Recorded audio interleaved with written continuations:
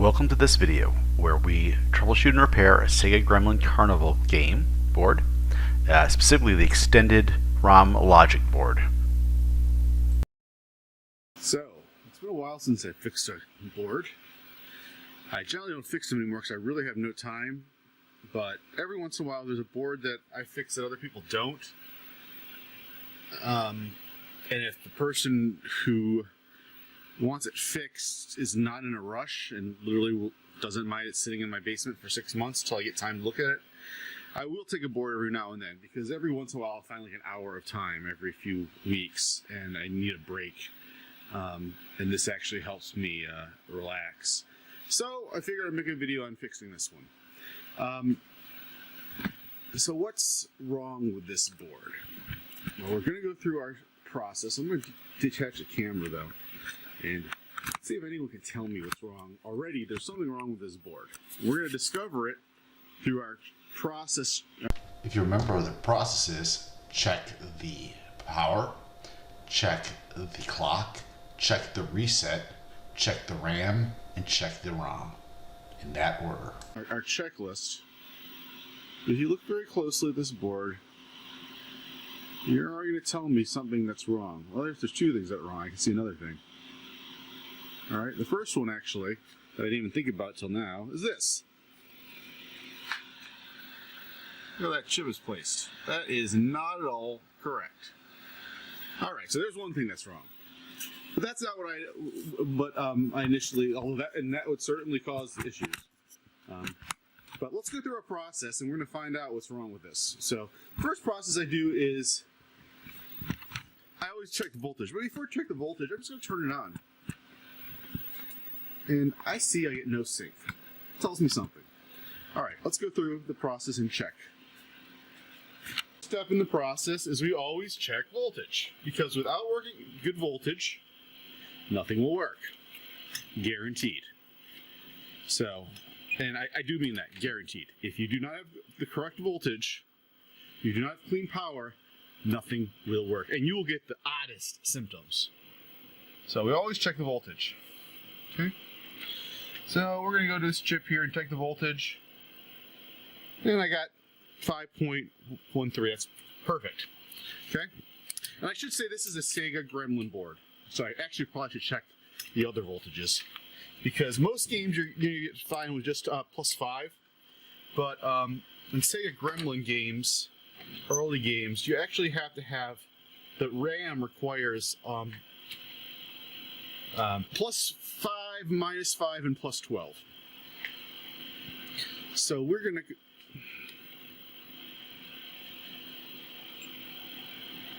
to check out the voltages here.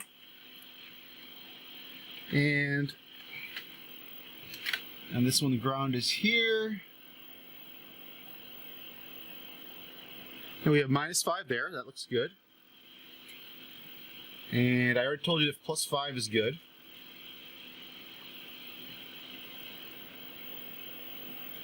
The bottom left, that is your 12 volts, and that's fine. And then we have 5 volts. So all the voltages are fine. All right, boom, check 1, done. And it's very rare that I find that the voltage is the issue.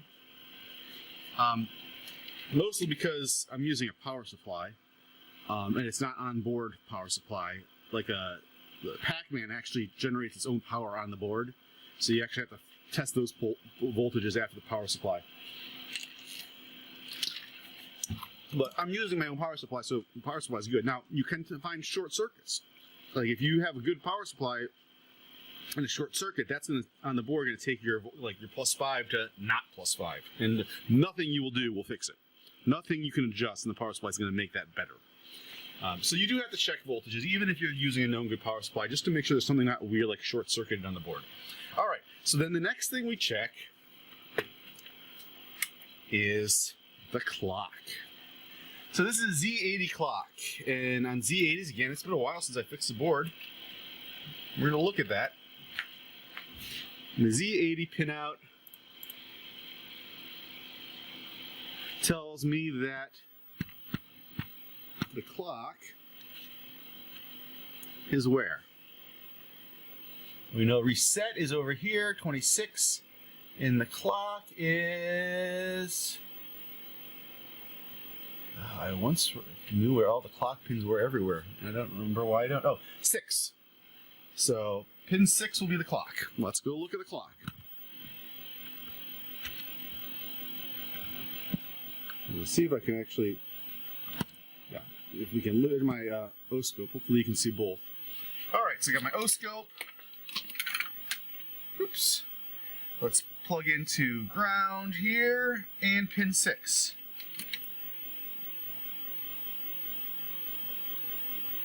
One, two, three, four, 5, 6. And I have what?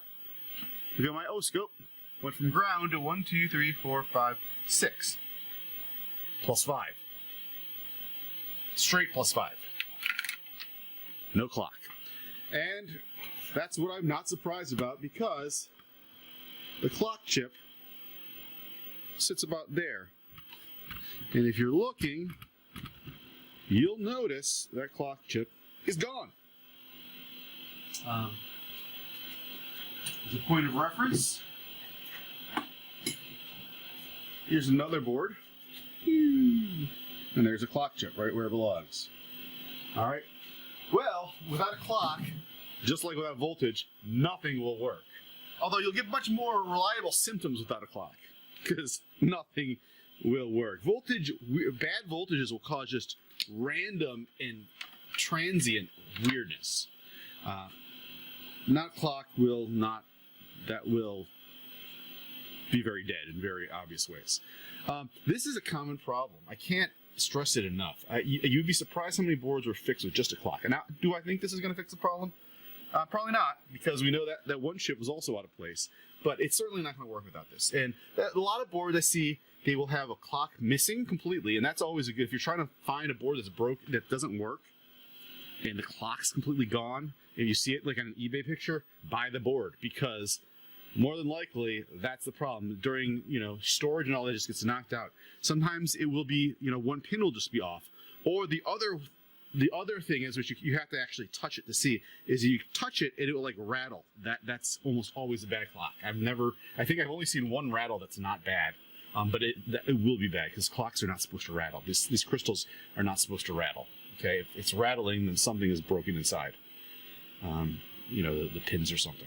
All right, so let's replace this and see what happens. Okay, so we put the new clock chip in, and let's test, see how it looks. 1, 2, 3, 4, 5, 6. There we go. We have about 2 megahertz, which I think is correct. I actually don't remember, but that looks good. That looks correct. I have to actually look that up to make sure that's the right.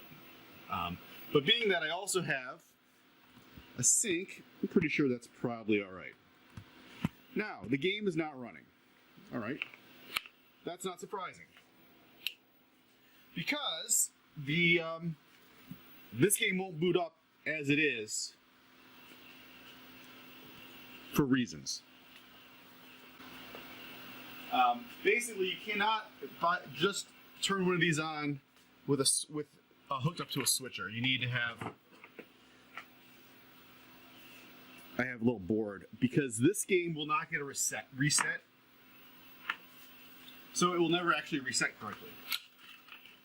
So I have a thing where I can reset it myself. That's what this thing does. I was going to plug that. Did I break that? I swear I broke this. Maybe not. All right. So we'll go ahead and take it off. And it's got a crappy socket.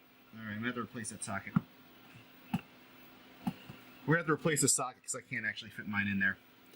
So I'm going to replace that socket, then we'll try the reset test. Then we'll go and check through the memory. I also want to check this chip. So one of the things people often want to buy games on eBay, they'll see a missing socketed chip. They're like, oh, that's going to be an easy fix. No, that's not going to be an easy fix. If it was the issue with the fact that it was a bad ROM, someone would have fixed that. Or you'll see these chips missing, these bipolars. These are expensive chips to replace. At least back in the day, and even today, they're like $10, and you have to get them programmed. So if one of these, and that's the common thing, people will just pull off these socketed chips. And so yeah, no one's gonna fix. No one. If you find a chip that's missing, you find a board that's missing a chip that's socketed. More than likely, someone pulled that chip off for a reason to reuse it for another board because it's expensive, or they had it. That's why these things, no one ever notices that they're gone, or that. And a lot of people don't know how to check that the clock is there. So these are always good. If you find a missing or a broken crystal, that's a good board to pick up. Now, when I hit this powered on, I could smell burning smell too, which means that probably one of the chips is bad. I'm thinking it's one of the bipolars, probably, because they often get very hot and they do not work. And this one, when I touched it, was hot. We'll see. Because and this one was off. This one was off, as we saw earlier. It was stuck halfway in, so there's a very good chance that that doesn't work. I'm gonna actually put it in one of my readers that I designed and read it. But I'm gonna have to replace this, and then I think I'm gonna show you how to read this and verify that, because I'm guessing this is probably bad. So I powered it up, and I still get nothing on the screen when I try to reset it. And that's odd. Usually with these Sega Gremlin games, you get bars on the screen. And I told you I was interested in this chip, and this chip is burning hot.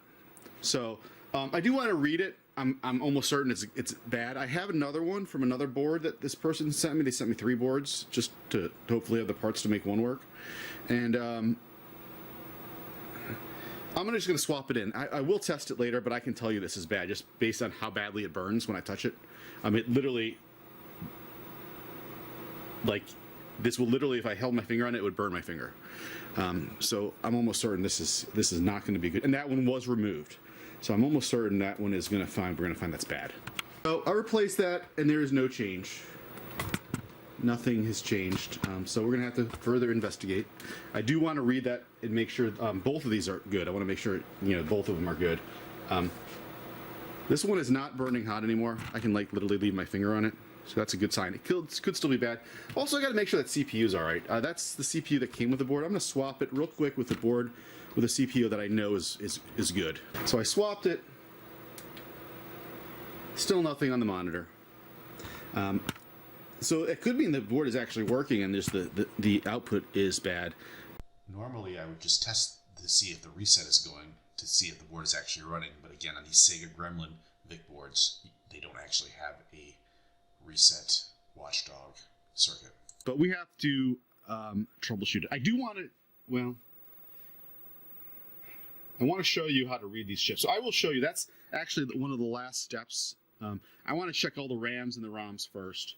But since we're here and we have a few minutes, I want to actually show you how to check these with these bipolars with one of my kits. So I mentioned that I want to read these PROMs and make sure they work. This was the one that we got off that looked like it was that was super hot, and it was actually out of the circuit. And this is the other one from the donor board. And here's my adapter. I'll put a link to that on the page. It allows you to read these bipolar PROMs. In this case, it's 82S123 as just 27512s. So let's go ahead and do that. If you go to the arcade-cabinets.com page and go to the products page, you can find all these adapters and links to where to buy them at. So we're going to get at our GQ4X programmer, open the software, and we're going to set the chip type as a W27C512. And then we are going to just click on read after we put the PROM in the adapter. And it will give us a warning that it doesn't know the ID of the chip. That's fine, just ignore that. Then save it to a file. And I'm just going to call it the name of the PROM that was actually on there, which was 316 something something something. Now we're going to head back to my webpage, click on the Resources tab, and go all the way down to the bottom to the scripts that convert a 27512 to a 82S123. Click Choose File, and then choose the file that we made. Submit the file, submit the form, and then save the file as the same name. Now head on over to romident.coin.florida.com. Click on Choose File, then choose the file that we converted, and then click Submit, and you'll see there are no matches. Now let's do that same exact process with the other PROM, the one that was not burning hot.